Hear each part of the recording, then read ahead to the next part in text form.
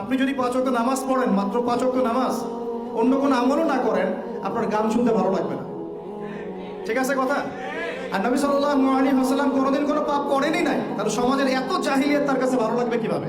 এই জন্য তিনি হেরা গুহায় যেতেন। আপনি কি বুঝতে পারছেন কথা?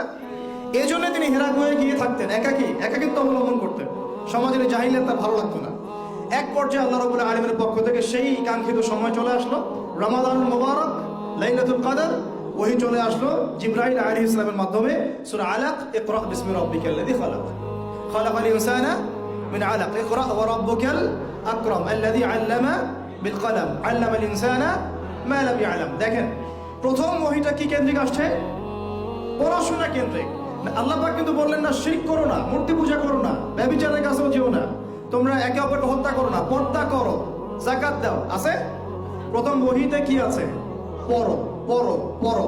এটাই আমরা বলি ইয়াং জেনারেশনকে, যদি আমরা চাই যে আমাদের সোসাইটি, আমাদের নেশনটাকে পরিবর্তন করতে, লেখাপড়ার এবং জ্ঞানতাত্ত্বিক বিপ্লবের কোনো বিকল্প নাই।